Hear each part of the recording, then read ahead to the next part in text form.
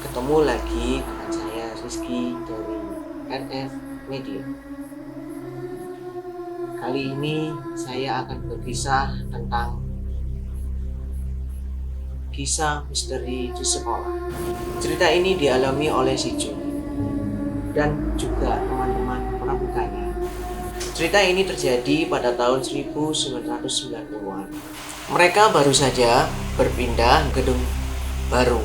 Kebetulan gedung baru ini bersebelahan dengan gedung lama. Tepat 6 bulan, pihak sekolah memutuskan untuk mengadakan persami. Kebetulan di angkatan tersebut terdapat 2 kelas. Akhirnya pihak panitia memutuskan untuk membagi grup-grup kecil pada kelompok pramuka.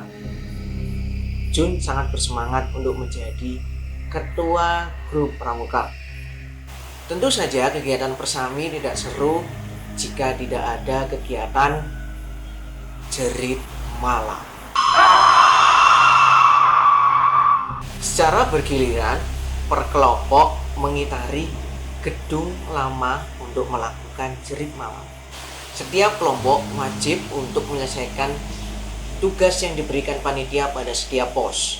Kebetulan kelompok Jun mendapatkan giliran yang terakhir. Kurang lebih jam 1 dini hari, kelompok Jun mengawali kegiatannya pada pos 1. Tugas pertama pada pos pertama telah dilewati. Dengan kondisi penerangan yang tidak ada, mereka berusaha menyelesaikan ke pos kedua. Sama dengan pos pertama, pos kedua ini berbentuk labirin sederhana. Saat menuju ke pos 3, maka suasana mulai berubah. Jun bersama teman-teman dalam satu grupnya merasakan perubahan yang drastis.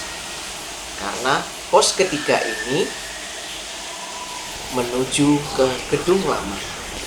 Suasana mencekam mulai terasa ketika masuk di pos 3 gedung lama.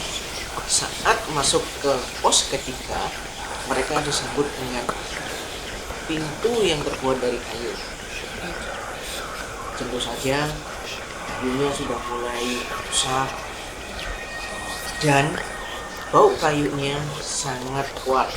Mereka berusaha membuka pintu di pos ketiga. Saat dibuka, di dalam ruangan tersebut lumayan terang.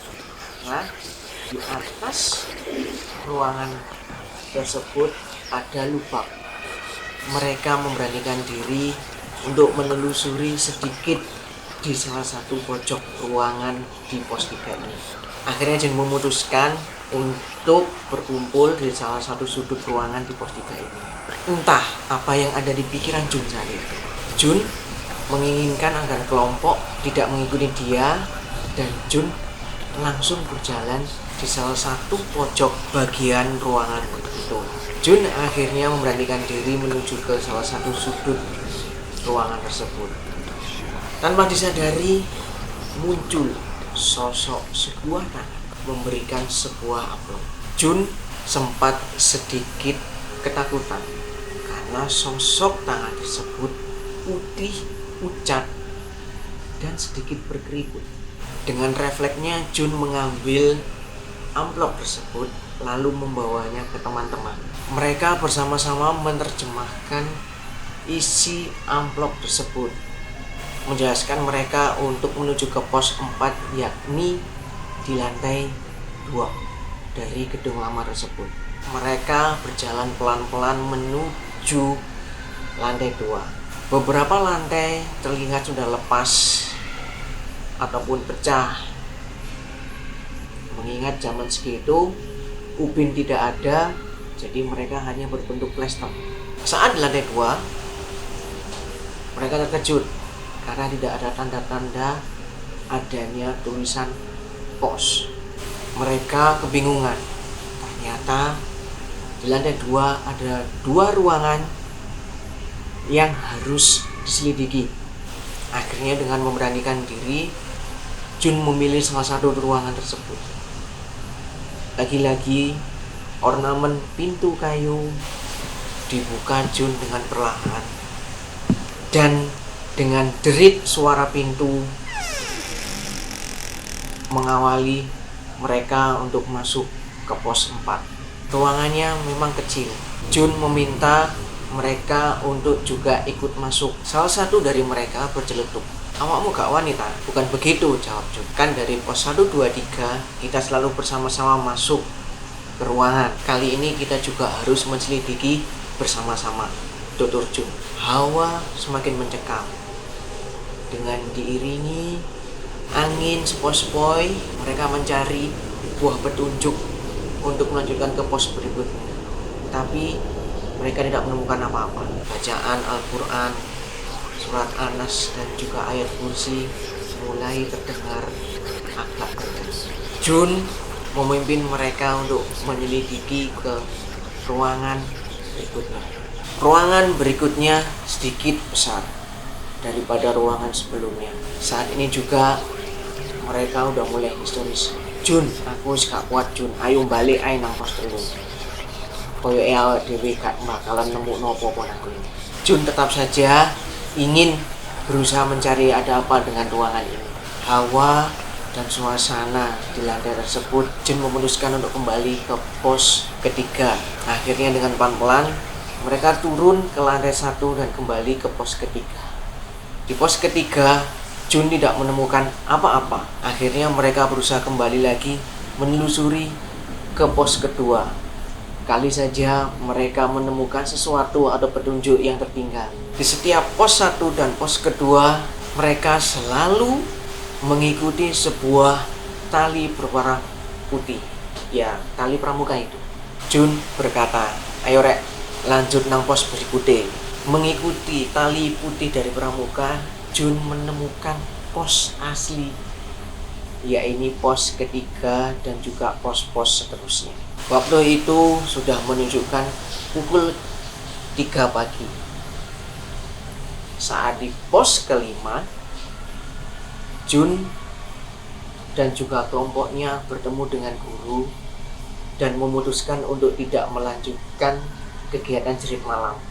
Hari Senin, kebetulan setelah upacara bendera selesai, jam pelajaran kosong.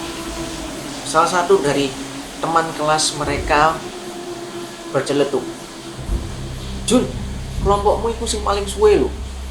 Nah dia ya paling enggak itu 30 menit wis mari asline. Gak angel-angel banget. Salah satu dari kelompok Jun menjawab, "Lho iya ta." Kemudian Jun dengan sedikit terbata-bata bilang, "Awak dewe koyoke kesasar." Sontak membuat gaduh seluruh kelas. Jun memutuskan untuk memeriksa pos ketiga. Bayangan setelah pulang sekolah, niat Jun memeriksa ruangan tersebut sendiri. Tapi beberapa teman Jun memaksa untuk bersama-sama. Mereka mendekati ke ornamen pintu masuk pintu kayu pos 3 bayangan. Aura di pos tersebut atau ruangan tersebut tiba-tiba berubah. Ketika pintu dibuka, Jun menghirup bau wangi. "Rek, ambu gak iki?" "Ambu apa Jun? Wangi iki lho."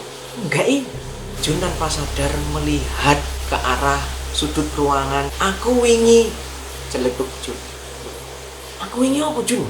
"Keceplosan." "Gak wis," itu kata Jun. Guru memergoki kegiatan mereka. "Ayo nang pulang," kata guru tersebut. Dan tidak lama setelah kejadian tersebut, pintu menuju ke gedung lama sudah tertutup rapat dan tidak ada lagi akses untuk menuju ke gedung lama tersebut.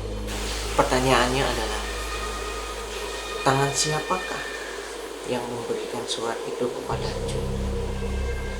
Dan punya maksud apa tangan tersebut membimbing mereka menuju ke lantai 2?